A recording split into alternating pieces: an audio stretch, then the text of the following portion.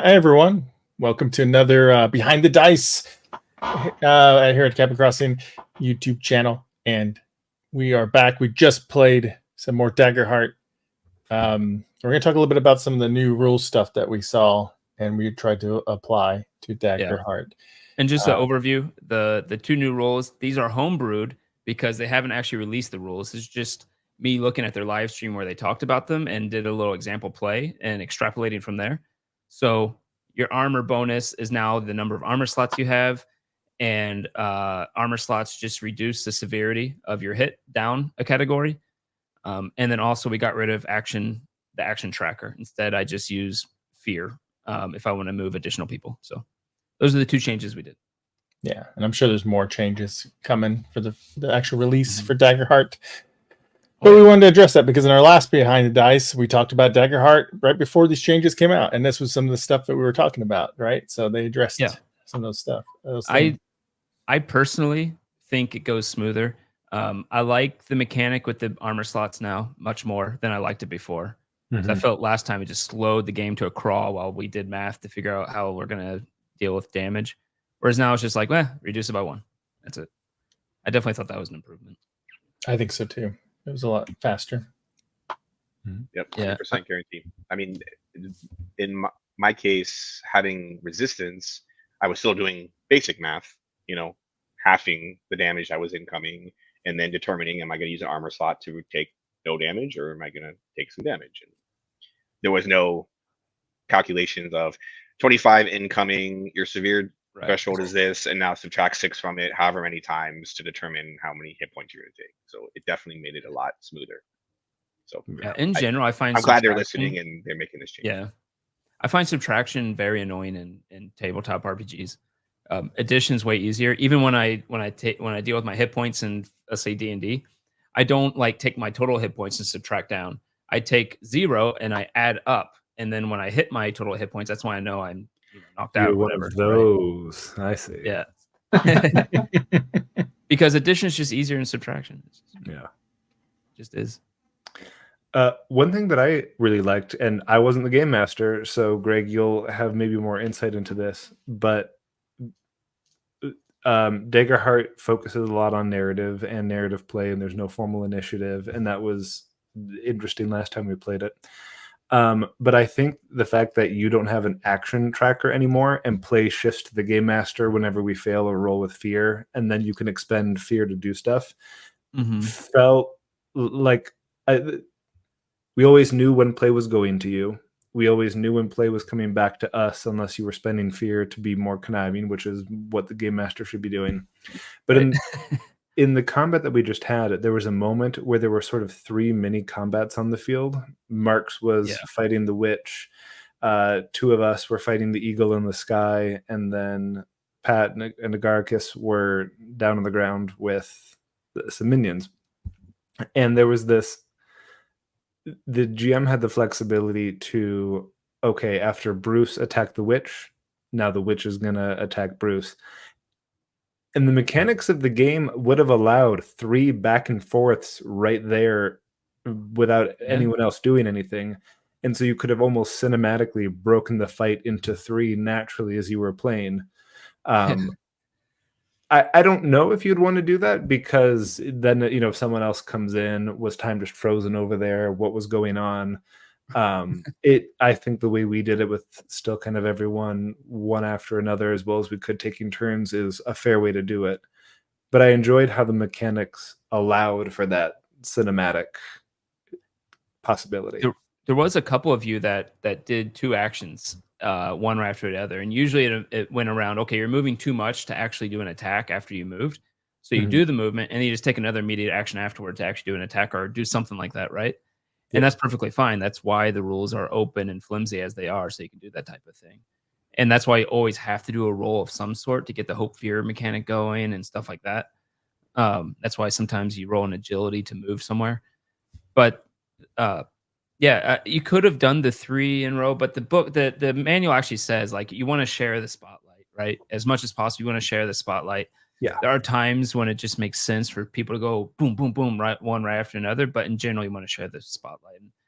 And they have, optional rules if if you have troubles. If you have a group that has trouble sharing the spotlight, they have optional rules for that. But I don't think this group does at all. Yeah. No. And that's what I've heard from most people is that almost no one does. Everyone was like, you don't have initiative. Oh my God. And then when everyone plays, it just kind of works out. Yeah, that's how I felt when I first did Monster of the Week, because it didn't have an initiative order, and I was like surprised it worked. But this is a little more orderly. You got a little bit of a currency to make sure it stays in line with it. Yeah, this is really trying to skirt that line between rules light, narrative forward, and like strategic D&D. It's really trying to skirt that line right in the middle,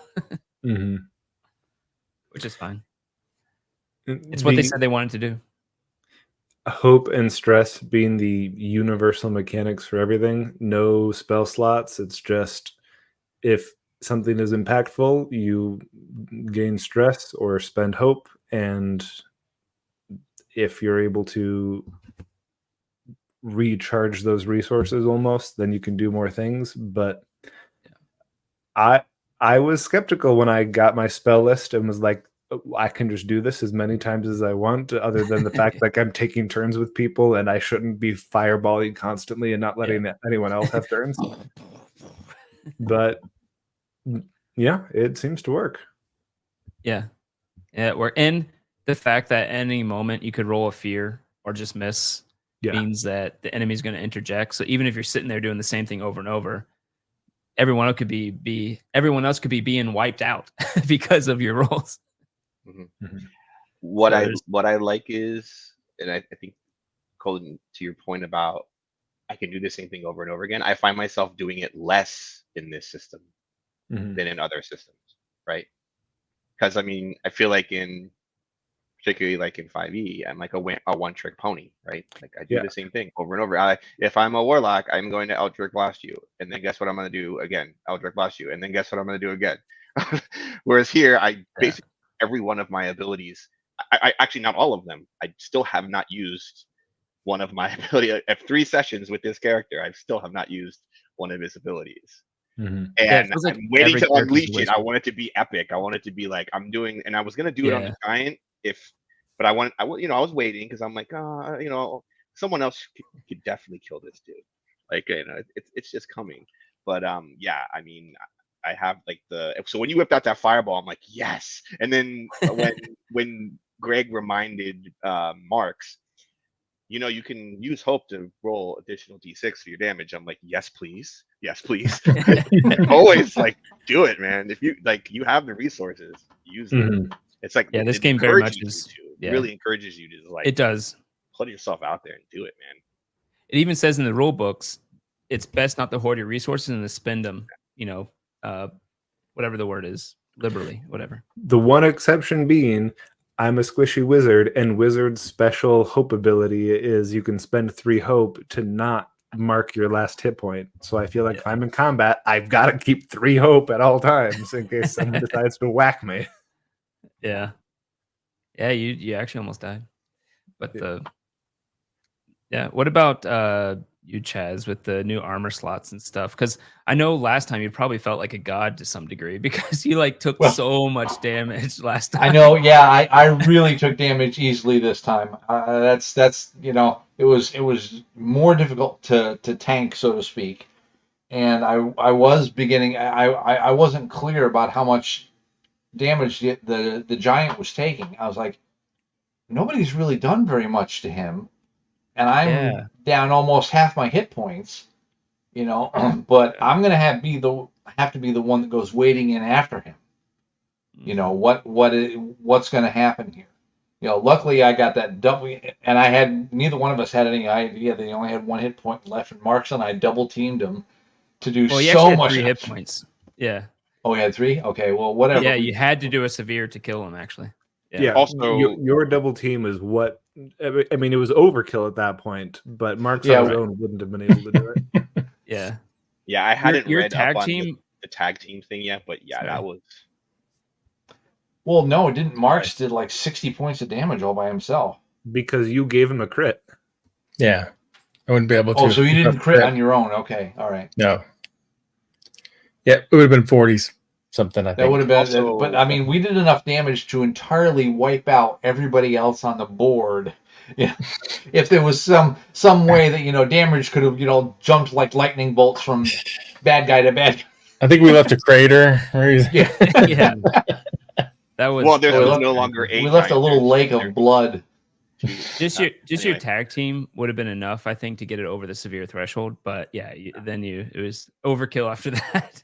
But to you taking all the damage again, that's your roll. And Yeah. let's not Yeah. forget, Greg only rolled well against you. He didn't Yeah. roll well Yeah. against anyone else. He was I like, rolled less than 5 on everyone else except and Char I rolled okay. Yeah. I took a beating. Yeah. but after a short rest, we're in good shape. Yeah, I Yeah. mean, I'm at half health still, so I'll stay in the okay. back next fight. But Yeah. Yeah, it was okay. It was okay. Yeah, I think the new rules are actually working out way better. It's crazy how much they've listened to the community. They've gotten so much surveys feedback, Mhm. and they really take it to heart. So that's cool. Yeah, they've done a really great job in their playtesting. I have to say, I'm really impressed by how fast and dramatic they make changes. I've never seen a game company do it like that. And I'll say, I don't think there was a single time this game where we forgot to mention the hope or fear. So that was nice too. yeah, yeah. Everything That went was much a little smoother annoying. this time. Much smoother, Yeah. much quicker. Yeah, much quicker. I think this battle itself would have taken another half hour if it was in the old way of doing it. Mhm. Probably. Yeah. I'm And it would have had a curious very similar result, probably. about. Well, I hope we would have won. That's the goal. Yeah. Yeah. What were you saying there? Master over there. You're supposed to let us win, man. Come on. Let the Wookiee win. I'm really interested to see what they do with the online tool, Yeah. because Oh, I yeah. really like the Daggerheart Nexus that's on Demiplane. Yeah. I Yes. don't know if they're planning to keep Maybe. that as beta or if they're planning to keep it as beta and make their own, or if they're planning to update it to the first release. Because I it's don't know. super user friendly. I mean, it has a little bit of a learning curve, but It has its quirks. everything does. But yeah, I mean, I enjoy using it, and if these changes that they're making with the release, which is, when is the release again? Spring. 2025. Yeah, next year. So sometime next spring. But I agree. This is the first sort of online tool, online interface that I've used that I think is that I don't think is worse for understanding the game and playing the game than pencil and paper.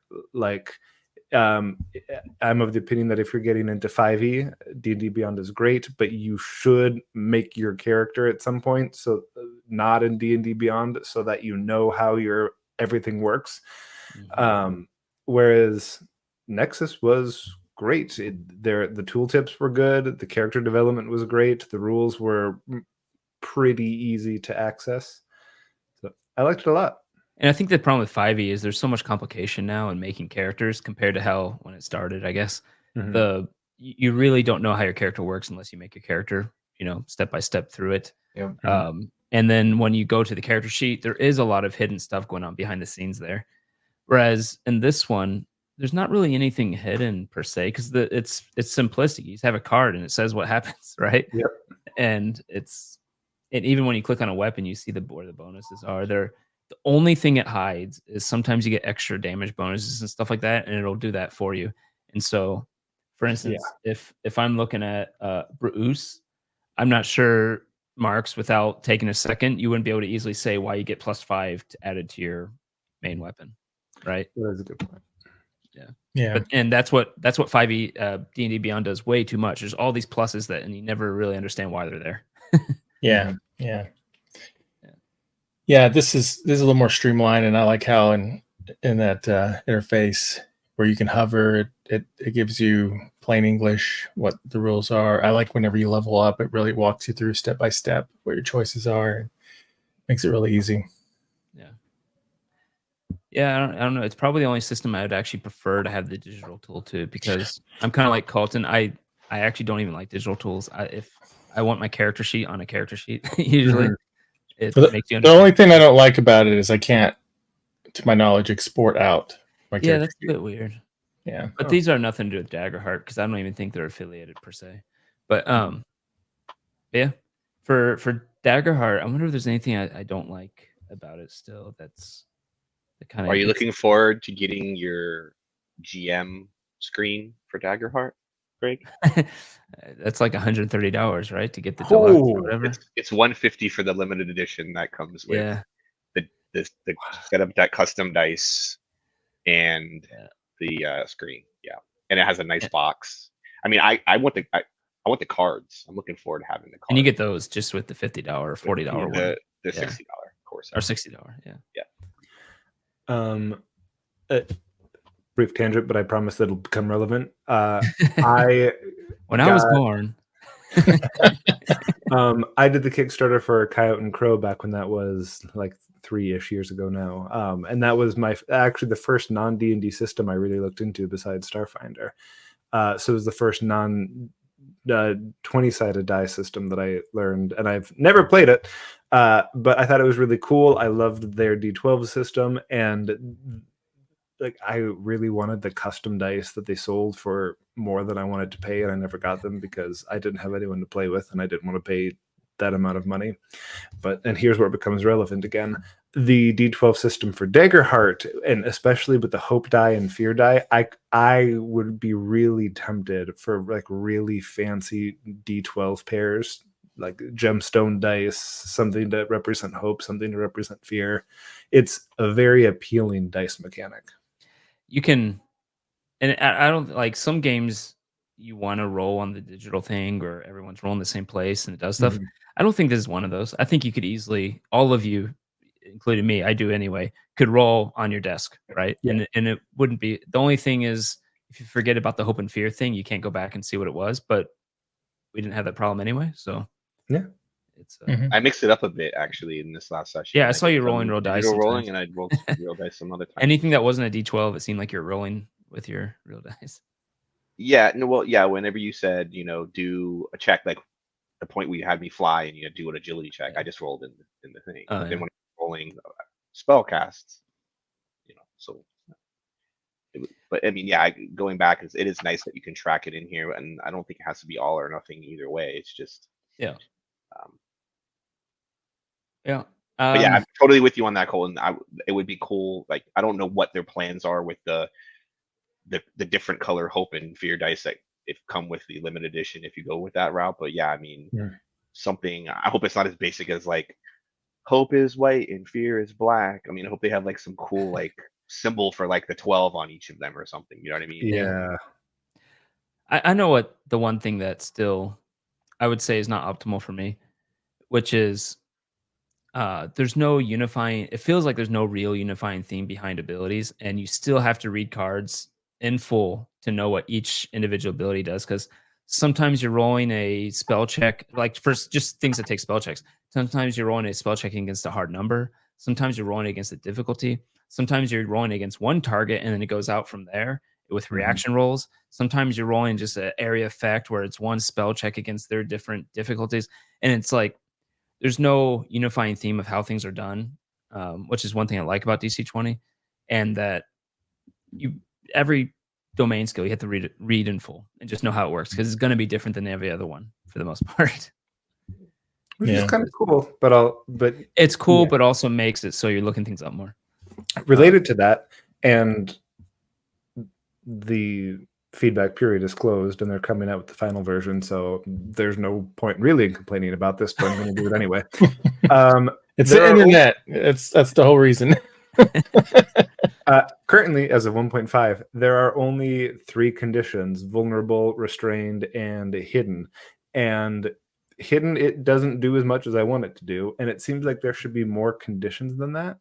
And then to your point about domain cards, abilities that do a specific effect describe the effect on the card because it's not one of those 3 conditions, right? Like the stunned. Yeah, but it seems like there could be a stunned condition, that there could be a poisoned condition. I think there's room for that, and I don't think it would clunk the game up too much.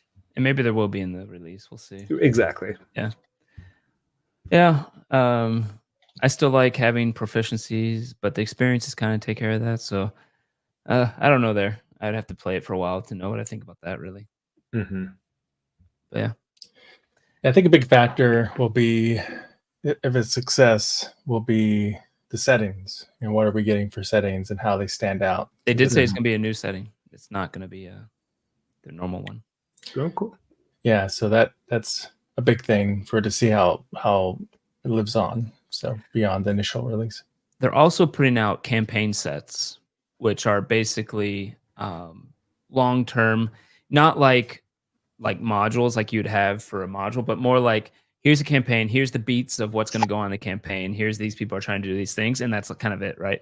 And then they have some other stuff with that too, but they're not. I think they're only going to be like a few pages, and there's going to be multiple, like 5 or 10. I don't know how much. And I imagine all in the same world, but then he said some are going to be like grim dark type thing, and some are going to be more high fantasy. So maybe they're in different worlds too. Yeah, Kind of interesting. Cool. Yeah.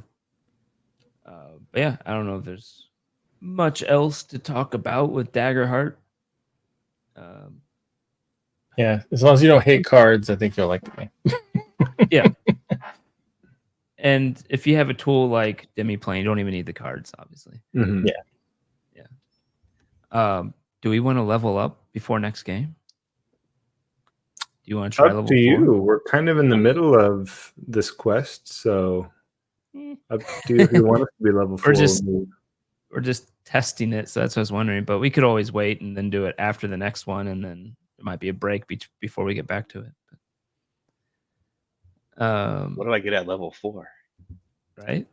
I think it's still within the first category of level ups, though. Severe threshold +2. I got back when I was messing around in Nexus, and I leveled Char up to 5 just to play around with things. I forget if it was 4 or 5, but at one of those levels, I got a really cool subclass abilities are choices. You don't automatically get subclass empowerments. It's a choice you have to make when you level up, which I thought was... That's at 5, I think, though. Interesting. That's at 5, I think. Okay, and then it was a 5. And I picked mine because I liked it so much, so that was cool. But found it odd that your subclass is optional. Yeah, because you can instead get a different class or something like that, if I remember right. Or you could just do other of the generic level up things, like increasing your abilities or your experiences. Oh, you mean it was one of... Yeah, right. It's one of the choices. I forgot about that. Yeah. And it actually tells you like the name of the ability you get from it. I remember that now. Yeah. It's interesting. Mm-hmm. I wonder what the suggestion is how fast you're supposed to level up. Like, it's milestones, right? Not any kind of experience points, or... I think they only have milestone, but I haven't looked into that actually. I've always just used milestone, but yeah, I'm not sure. It's a good question. Because there's only 10 levels, right? Is that right? Yeah. Yep. 10 levels. I mean, you're not supposed to level this fast. You're supposed to level slower. We're just that good. That's what it is. Yeah. Experiment. We want to experiment with those levels. Yeah. But yeah. Which is funny. A lot of games are moving that direction because DC20 had 10. Everyday Heroes is 10. So DC20 has 20 actually. Do they? Okay. Yeah, they have prestige levels or something like that. I forget. But so each class only has 10, but then you can have prestige level. I forgot that. The flow of the tide is really against like more than 10 levels or high level D&D play. Just stop everything at level 10 because no one does it. My first campaign was a level 20 campaign, and even if it hadn't been, I love the 20 levels of D&D. Yeah. I actually have a level 21 shot, maybe 2 shot with 5e that we could do at some point. Oh, okay. That'd be fun. I'm always down for a big old... I made it for Pat, you remember I made that a while ago, and then we ended up just doing Daggerheart instead. That'd be cool. I don't know if I've ever played level 20 D&D. I feel like 16, 18, maybe it's the max I ever reached. I've only ever done one shots at level 20. I've done a handful That's what of this them. would be. Yeah. Our lunch campaign at when we worked, we played D&D at lunch, and we got to like level 11, I think. Nice. The D&D like presents 4 tiers of play based on your level, and it's like 17 through 20 is the final tier, and it really feels that way. Like once those 9th level spells hit the floor, it doesn't at that point levels don't matter anymore. It's just extra juice for 18, 19, 20. Yeah. Freaking. Except one of my players was a druid, so she was thrilled to finally hit level 20. The meteor swarm, time stop, wish. Yeah. It gets insane at that time. Mm-hmm. Yeah. Meteor swarm's ridiculous. It's like 40 d6 or something. I don't know. Yep. Yeah, I wonder 40 d6 area of effect. Yeah. What's a level 10 look like in Daggerheart? You think it feels like a level 20, or you think they stop short of that? It's a lot of dice. I know that. That's why I'm wondering if we want a fast level to get up to that stuff to see what it's like. Yeah. I mean, I'm level 4. Agargus is level 4 now.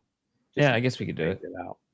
I mean, now I have now increased all of my traits because at this point you can, at 2, 3, and 4. Yeah. And I'm a better healer now. Oh, really? I have a heal spell that I can use once per long rest. Damn, all of you can heals heal. Everybody. Oh wow.